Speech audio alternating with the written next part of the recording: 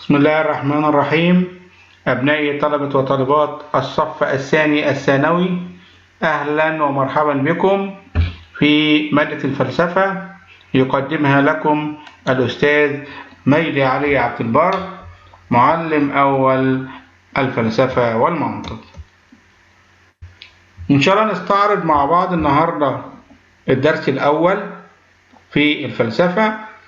وقبل ما نبدأ ونقول الدرس الأول، تعالوا مع بعض نتعرف على محتويات منهج مادة الفلسفة للصف الثاني الثانوي. عندنا طبعا هنا بندرس الفلسفة وبندرس منطق، يعني في سنة أولى كنا بندرس الفلسفة فقط، ما كانش علينا منطق. لا، السنة دي إن شاء الله هندرس الفلسفة وهندرس المنطق. في الفلسفة عندنا 4 موضوعات. الموضوع الأول والثاني اللي قدامي على الشاشة دول هندرسهم خلال الترم الأول، والموضوع الثالث والموضوع الرابع إن شاء الله بندرسهم خلال الترم الثاني بالنسبة للفرع الفلسفة. الموضوع الأول هنتكلم فيه وهنبدأ فيه النهاردة إن شاء الله. أول درس لينا نتكلم عن طبيعة الموقف الفلسفي، هنتكلم عن الفلسفة وعلاقتها بالدين، وإيه هي الفلسفة وعلاقتها بالعلم، وهل هناك تعارض بين كل من الفلسفة والدين ولا تكامل، وهل هناك تعارض بين الفلسفة والعلم ولا لا. الموضوع الثالث والموضوع الرابع هيكون الترم الثاني. الموضوع الثالث هنتكلم على فلسفة الأخلاق وماهيتها ومذاهبها، والموضوع الرابع والأخير هنتكلم فيه عن الفلسفة السياسية ووجهات نظر بعض الفلاسفة في السياسة. الجزء الثاني اسمه المنطق. المنطق عندنا 3 موضوعات.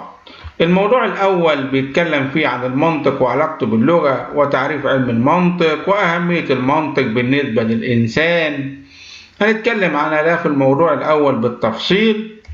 وكمان الموضوع الثاني هنتكلم على أنواع القضايا، إيه هي القضية وإيه هي أنواع القضايا الموجودة، وهنتكلم على الحجج الاستنباطية والحجج الاستقرائية.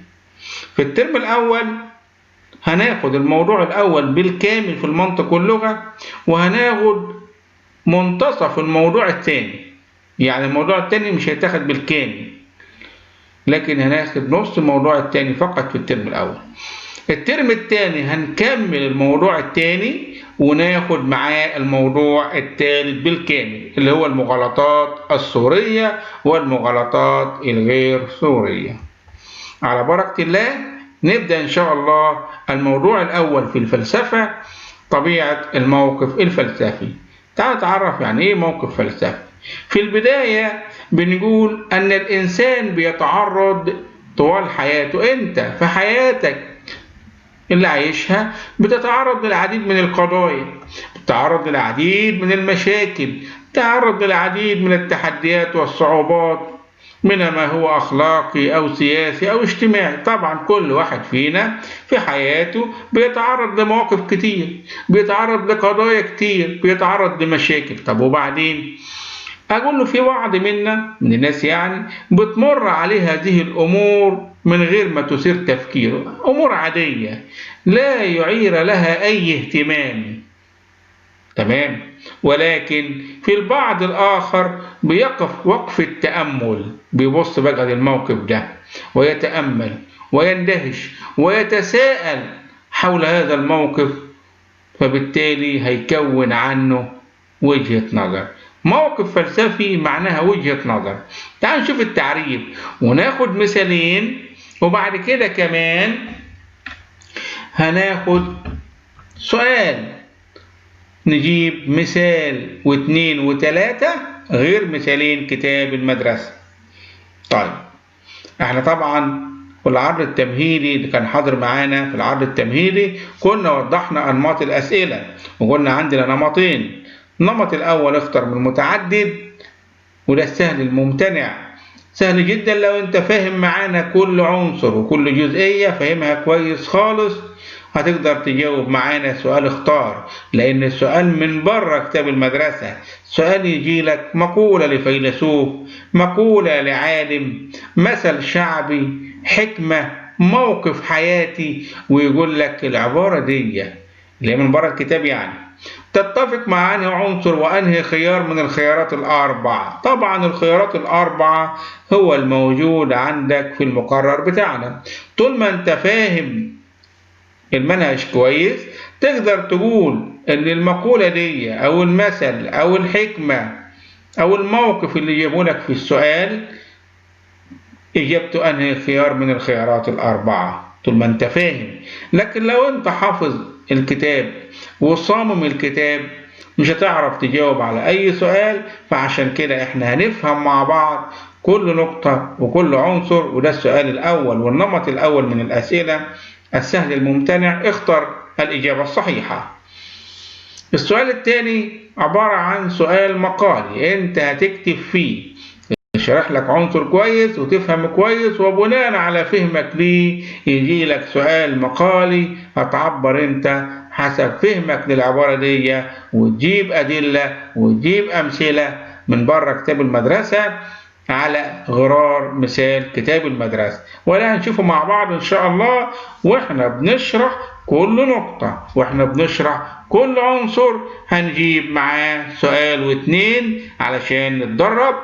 وفي نهاية الموضوع عند حصة كاملة مراجعة، عند حصة كاملة تمارين أسئلة هنحلها مع بعض ونشوف في اختار من متعدد احنا اخترنا الاختيار ده ليه، ايه سبب اختيارنا ليه، عشان نبقى مختارين واحنا فاهمين. نبدأ مع بعض ونعرف الموقف الفلسفي. كلمة موقف معناها نظرة عامة، وجهة نظر، يعني يبقى نظرة موقف فلسفي يعني وجهة نظر، نظرة عامة، توجه عام للشخص اللي بيتفلسف. طيب هو بيكون نظرة عامة، بيكون توجه عام، بيكون وجهة نظر حوالين ايه؟ حوالين موضوع. الموضوع ده انا بفكر فيه يثير تفكيري، هذا الموضوع انا بهتم بيه، هذا الموضوع أنا اخترته، هذا الموضوع أنا بفضله، فعلشان كده أنا هكون عنه نظرة عامة، هكون عنه وجهة نظر. يبقى ده معنى كلمة موقف فلسفي، أبقى فاهم أنا بكون موقف يعني بكون وجهة نظر حوالين موضوع معين أيا كان هذا الموضوع. وهذا الموضوع أكيد أنا بفكر فيه، أكيد أنا مهتم بيه، فعشان كده بكون عنه وجهة نظر، بكون عنه موقف فلسفي. ولكل موقف خصوصية، لكل موقف خصوصية، كل موقف بيختلف عن إيه؟ عن التاني. تعال نشوف مثال واتنين، دي أمثلة كتاب المدرسة. لو جالي السؤال هنشوف السؤال ومش هكتب المثالين دول، هنجيب مثالين من عندنا احنا على غرار المثال الأول والتاني اللي هنشوفهم مع بعض. تعال نشوف المثال الأول. موقف الطبيب ليس كموقف الأم، وجهة نظر الطبيب تختلف عن وجهة نظر مين؟ الأم. حوالين إيه طيب؟ حوالين مرض الطفل. طبعا موقف الأم مختلف حوالين مرض ابنها، أكيد خايفة عليه، أكيد بتكن له كل الحنان، بتخايف عليه وبتحاول ان هي تحاول تخفف من الألم بتاعه. فطبعا موقفها مختلف عن موقف مين؟ عن موقف الطبيب. موقف الطبيب وجهة نظر مختلفة، وجهة نظر ان هو عايز يعالج هذا الطفل، عايز يجد له علاج علشان يشفى بإذن الله من المرض. فهنا موقف الطبيب ليس كموقف الأم حوالين مرض الطفل. موقف الناقد الأدبي ليس كموقف الناقد النحوي حوالين نص من الشعر. طبعا الناقد الأدبي بيكون وجهة نظر حوالين هذا النص الشعري، ولكن الناقد النحوي وجهة نظره مختلفة، بيبص للنص الشعري من حيث الإعراب والتشكيل من الناحية النحوية. سؤالك يجي لك ازاي؟ زي كده، لكل موقف خصوصية، دلل بمثال من عندك. تعالوا نجيب أمثلة، وده اللي احنا هنجاوب بيه في الامتحان. مش هينفع نكتب المثالين اللي احنا شفناهم لأن دول مثالين كتاب المدرسة، احنا هنجيب مثالين وثلاثة وأربعة على غرار مثالين كتاب المدرسة. الموقف الأول موقف الشاعر بيختلف عن موقف الفلكي تجاه مين؟ تجاه القمر. الشاعر بينظر نظرة للقمر، لكن الناقد أو الموقف الفلكي بينظر نظرة أخرى. تمام؟ موقف المعلم بيختلف عن موقف الطالب حول الامتحان. المعلم بيكون وجهة نظره، ووجهة نظره تختلف عن وجهة نظرك انت كطالب حول الامتحان. الأستاذ بيبص للامتحان، هل الامتحان مطابق للمواصفات؟ هل الامتحان بيقيس كل القدرات والفروق الفردية الموجودة بين الطلبة؟ هل بيقيس الفهم والتحليل والتذكر ولا لا؟ لكن الطالب بيبص على الامتحان نظرة تاني، هل الامتحان سهل ولا صعب؟ مثال كمان، موقف المحامي ووجهة نظر المحامي تختلف عن موقف المتهم تجاه القضية. المتهم بص القضية إن عايز يطلع بريء ولا القضية تحكم عليه، لكن المحامي بيبص موقف مختلف حول هذه القضية، بيحاول يشوف القوانين المتعلقة بهذه القضية، الثغرات الموجودة في القوانين علشان يفيد المتهم اللي هو بيدافع عنه. فبالتالي دي نظرة وده نظرة تاني. موقف المهندس بيختلف عن موقف المجاول حوالين إنشاء برج سكني. كل دي أمثلة على غرار أمثلة الكتاب اللي بتوضح لي أن لكل موقف خصوصية، مش هينفع نكتب مثالين الكتاب، ولكن بنجيب أمثلة على غرار أمثلة الكتاب، وفي ضوء فهمنا للتعريف اللي في الكتاب، وفي ضوء فهمنا للأمثلة اللي في الكتاب بنجيب أمثلة من عندنا إحنا. نكمل مع بعض وبنقول أن الموقف الفلسفي لما بتكون وجهة نظر ما تؤدي إلى ابتعادنا عن الحياة كما يتوهم البعض منا. مش ان انت بتكون وجهة نظر مش معنى كده ان انت ابتعدت عن الحياة، ده بالعكس، انت لما بتكون وجهة نظر بتبقى انسان اكثر فاعلية واكثر ايجابية بمواقف الحياة العملية. يبقى الموقف الفلسفي لا يؤدي إلى ابتعادنا عن الحياة، ده بالعكس خالص، لما بتكون موقف وبتكون وجهة نظر بتبقى أكثر فاعلية وإيجابية في الحياة. الموقف الفلسفي ليس مجرد الوقوف على المستوى السطحي للأفكار. انت بتكون وجهة نظر مش معنى كده ان انت بتبص للموضوع نظرة سطحية، لا بالعكس، ده انت بتحاول تعرف اصل الشيء. يبقى الموقف الفلسفي ليس مجرد ان احنا نقف على المستوى السطحي للفكرة، ولكن بيخليني اعرف اصل الشيء ده ايه، وناخد مثال عشان ناخد سؤال ونجيب مثال على غرار هذا المثال. إذا كان سطح البحر جميل وخلاب ورائع، طبعا من بره اهو السطح من فوق شكل البحر جميل وخلاب ورائع، تعال نشوف بقى نتعمق أكتر. فإن الغوص في باطن البحر وقاع البحر يتيح لنا فرصة أجمل وأكثر روعة من السطح، ففي باطنه وأعماقه هنلاقي الكنوز والجواهر واللآلئ والشعب المرجانية. يبقى آدي بيقول لي إن الموقف الفلسفي ما بيخلينيش أقف مستوى السطحي للفكرة، ولكن بحاول أصل لأصل الشيء وأعرف أصل الشيء. فإذا كان البحر من السطح كده وأنت قاعد على الشط كده منظره جميل ورائع وخلاب، لا تعالى النهارده غوص في أعماق هذا البحر فهتلاقي أجمل بكثير لما فيه من كنوز وجواهر وشعب مرجانية. طيب السؤال يقول لي الموقف الفلسفي ليس مجرد الوقوف عند المستوى السطحي للفكرة. تمام، هات مثال. مش هينفع أكتب إذا كان سطح البحر جميل، ولكن ناخد مثال على غرار هذا المثال. المثال اللي هنجاوب بقى نقول إيه؟ إذا كان غلاف كتاب الفلسفة من بره شكله جميل ورائع، كتاب من بره كده جميل، فإن محتوياته، فإن موضوعاته اللي هو جوه الكتاب بقى من وجهات نظر الفلاسفة حول علاقة الفلسفة بالدين، حول علاقة الفلسفة بالعلم، هتكون أجمل. يبقى احنا بنجيب مثال، أيوة، على غرار مثال كتاب المدرسة. سؤال يجي لك كده: الموقف الفلسفي ليس مجرد الوقوف عند المستوى السطحي للفكرة، دلل بالمثال. ما ينفعش نكتب مثال إذا كان سطح البحر جميل فيبنى مثال غيره، إذا كان غلاف كتاب الفلسفة من بره جميل فإن محتوياته وموضوعاته جميلة وأكثر إفادة. يبقى احنا بنتدرب مع بعض، خلي بالكم، على نفهم عنصر، وبعد ما بنفهم وبنعمل ايه؟ بنجيب سؤال عليه وبنشوف السؤال بنحله ازاي.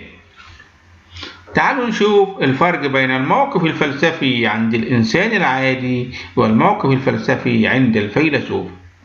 تعال نفرق بين وجهتين النظر دول من حيث نوع الحكمة. نوع الحكمة عند الإنسان العادي بيمارس درجة من درجات التفلسف. نوع الحكمة عنده حكمة عملية. الرجل العادي حكمته عملية، جت من خلال تجاربه في الحياة، جت من خلال خبراته في الحياة. فالحكمة حكمة عملية، بيكون وجهة نظر الإنسان العادي، بس وجهة نظره عملية، جاءت من خبراته، جاءت من تجاربه في الحياة، فعشان كده حكمته عملية. الحكمة عند الفيلسوف حكمة نظرية، يبقى في عملي وفي نظري. الفيلسوف حكمة نظرية لأن الفيلسوف بيفكر عشان يقدم لنا تحليل شامل للمشاكل بتاعتنا العامة وليس لمشكلاته هو الخاصة. يبقى عشان كده حكمته نظرية. يعني لما نقول مثلا الفيلسوف بيحاول يجد حلول للمشاكل العامة، ولتكن عندي مشكلة زي الأمية، مشكلة عامة موجودة في المجتمع، هو بيحاول يقدم لنا تحليل لهذه المشكلة. إيه هي الأمية؟ إيه الأسباب التي تؤدي إلى زيادة نسبة الأمية؟ وإيه الحلول اللي نعملها عشان نحاول نقضي على الأمية ونقلل منها؟ ويقعد يقول لي كلام كله نظري. عشان كده الحكمة نظرية عند الفيلسوف.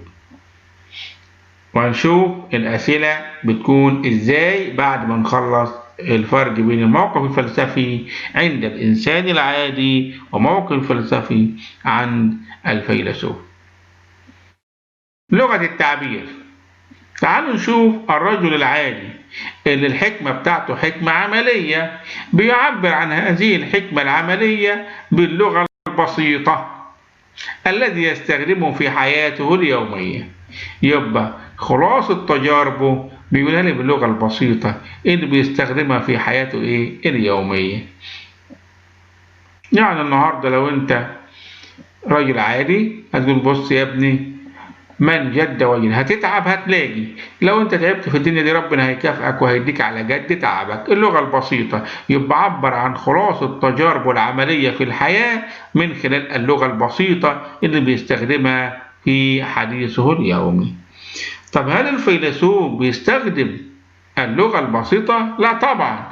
الفيلسوف بيعبر عن فلسفته بيستخدم المصطلحات الفلسفية الدقيقة اللي بيفهمها الفيلسوف اللي زيه. يبقى ده الفرق بين لغة الإنسان العادي ولغة الفيلسوف. تعالوا نشوف الفرق بين الموقف الفلسفي عند الإنسان العادي والموقف الفلسفي عند الفيلسوف، ولكن من حيث أسلوب التعبير. الإنسان العادي حكمة طبعا قلناها عملية، تمام. إيه الأسلوب اللي بيستخدمه؟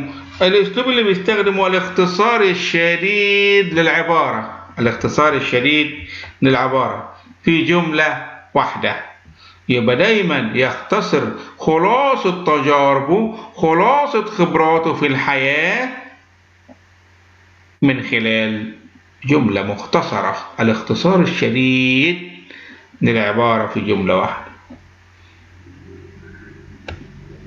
لكن الفيلسوف هل بيختصر؟ لا طبعا، ده الفيلسوف بيتكلم كتير. حتى لما يجي حد يتكلم كتير كده معاك في اي موضوع تقول له يا عم هو انت هتتفلسف علينا، لان بيتكلم كتير. يبقى الرجل العادي كلامه قليل، الاختصار الشديد للعبارة في جملة واحدة. لكن الفيلسوف ده عنده قدرة كبيرة جدا على التحليل، وبينظر في كل التفاصيل وكله صغيرة وكبيرة، وبيرد كل الظواهر مهما كانت بسيطة إلى أسبابها. يبقى الفيلسوف بيتكلم كتير خالص، بيحلل وبينظر في كل التفاصيل علشان يقدر يوصل لأسباب الظواهر دي.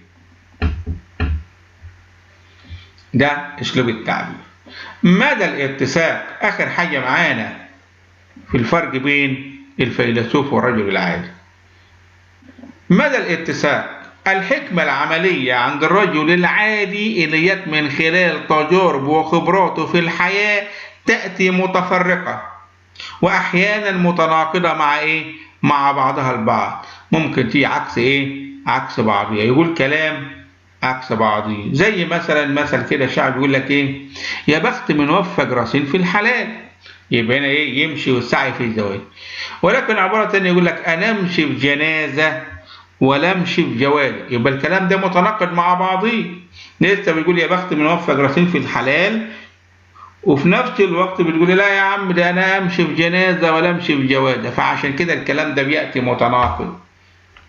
لكن تعالوا نبص لمدى الاتساق عند الفيلسوف. لا ده كلامه متسق مرتب منظم ماشي مع بعضيه، لانه يمتاز بالاحكام العقلي اللي بيقوم على التنظيم الدقيق للفكرة، الذي يعتمد على الأدلة والحجج والبراهين.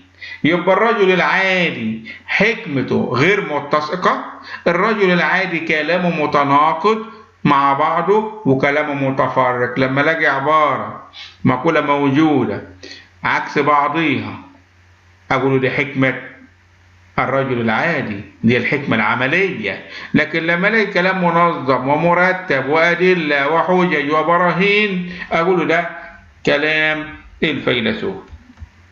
تعالوا مع بعض نتدرب على أسئلتنا قبل ما ننهي درس النهارده. السؤال بيقول: عندما مررت مع أحد أصدقائك شفت شخص مسن كبير في السن وسألته كيف كانت حياتك؟ قلت له يا عم حاج انت حياتك كانت ازاي؟ فرد عليك وقال لك حياتي كانت مريرة وقاسية. أي نوع من الحكمة استخدمها هذا الرجل في رده على السؤال؟ هل استخدم حكمة عملية أم حكمة نظرية؟ هل كلامه جي من خلال تجاربه في الحياة؟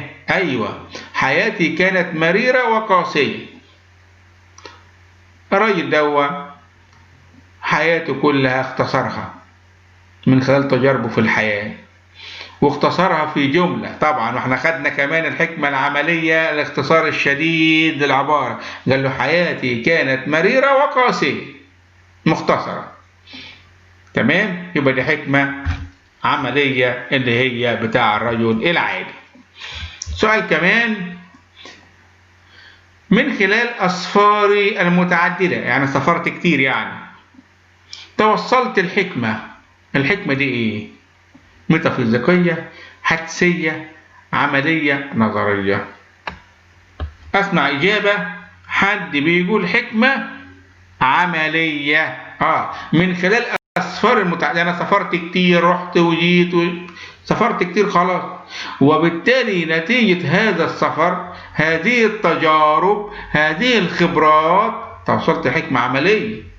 وأقول لك خلال سفر أنا عملت كذا وكذا، وأقول لك تجارب، يبقى هي حكمة عملية.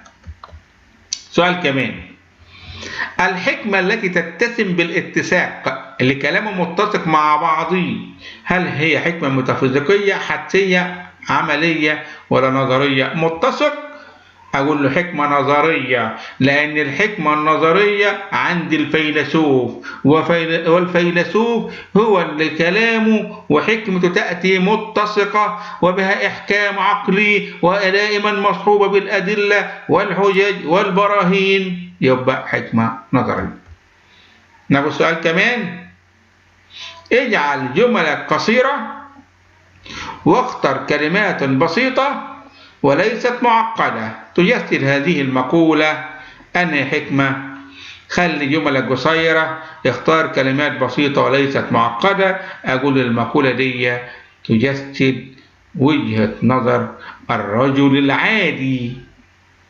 الحكمة العملية الاختصار الشديد للعبارة، الكلمات القصيرة، الكلمات التي نستخدمها في حياتنا اليومية. فبالتالي هذه المقولة تجسد وجهة نظر الرجل العادي. الحكمة بتاعته حكمة ايه؟ حكمة، ايوه اختار من دول. اقول له حكمة عملية، رجل عادي، ليست نظرية ولا أخلاقية ولا عملية. نظرية عملية مع بعض الاثنين، يعني الاختيار الأخير. لا، أقول هي حكمة عملية اللي هي الإجابة الثانية. تمام كده؟ فاهمين؟ طب ناخد كمان سؤال. اتقي شر من أحسنت إليه. تمام.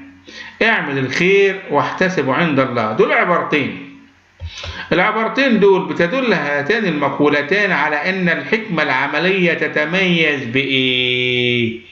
الحكمة العملية اللي هي بتاع الرجل إيه؟ الرجل العادي. تمام. تتسم بإيه؟ بالدقة ولا التحليل ولا التناقض ولا التكامل؟ العبارتين دول بينهم وبين بعض إيه؟ أقول له أيوة تناقض لسببين.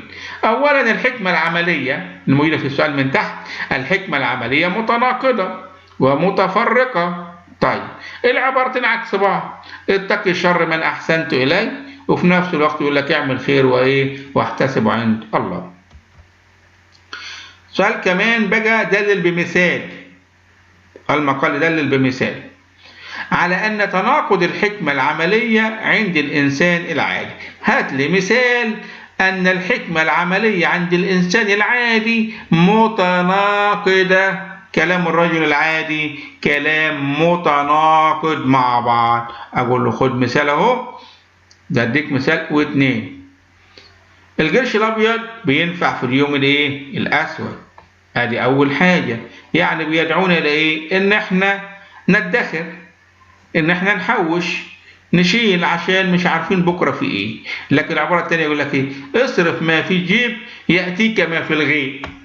يبقى واحدة بتدل على الادخار، والتاني بتدل على إن إحنا نصرف اللي معانا والإسراف. عكس إيه؟ عكس بعضيهم. يبقى أدي مثال، أدي عبارتين بتدل على التناقض، وده الكلام اللي بيحصل عند الإنسان الإيه؟ الإنسان العادي. العبارة الثانية، يا بخت من وفق راسين بالحلال. يعني أمشي فين؟ إن أنا أوفق راسين في الحلال وأخلي دول إيه؟ يتجوزوا. تمام. العبارة الثانية يقول لك لا، أنا أمشي في جنازة ولا أمشي في جوازة. العبارتين عكس بعضهم. يبقى أنا جبت مثال، لا ده أنا جبت مثالين بيدلوا على أن الحكمة العملية عند الإنسان العادي حكمة متناقضة عكس بعضهم. العبارتين دول عكس بعضهم، والعبارتين التانيين اللي تحت كل واحدة عكس التانية، فالحكمة متناقضة، وهي دي حكمة الإنسان العادي. تمام كده؟ فاهمين؟ أتمنى تكونوا فاهمين. آخر حاجة ونقف في درس النهاردة هنقف عنده الفرق، إن إحنا كيف النهاردة نجرب بين وجهة نظر الإنسان العادي والفيلسوف. رغم تلك الفروق اللي احنا شفناها في المقارنة بين الحكمة العملية والحكمة الفلسفية بتاعت الرجل العادي والفيلسوف، في فروق طبعا كبيرة، فإن هذه الفروق ممكن تقل، يعني نقلل بينهم، لأن احنا شفنا في المقارنة عكس بعضهم. عكس بعضهم. الرجل العادي حكمة ايه؟ عملية، جت من خلال تجارب وخبرات، والتاني عكسها الفيلسوف حكمة نظرية. طب اللغة بتاعته اللغة البسيطة، رجل عادي. طب الفيلسوف لغة المصطلحات، عكس بعضيهم. الاسلوب بتاع رجل عادي الاختصار الشديد للعبارة، مختصر. لكن الفيلسوف لا، ما بيختصرش، ده بيحلل وبينظر في كل التفاصيل عشان يعرف سببها. حتى في مدى الاتصال، الرجل العادي اللي الحكمة بتاعته عملية متناقضة مع بعضها البعض، لكن الفيلسوف حكمته متسقة مع بعضها البعض. إذن في فروق عكس بعضهم، ولكن الفروق دي ممكن تقل لو التزم كل منا بأن يتعلم من الفيلسوف هذه المميزات الثلاثة. تعال نشوف المميزات الثلاثة اللي من خلالها الفروق تتضاءل. أن نستخدم المصطلحات الدقيقة في التفكير بشرط أن يكون هناك اتفاق عليها. يكون في مصطلحات تمام بس كلنا متفقين عليها، الرجل العادي عارفها والفيلسوف عارفها.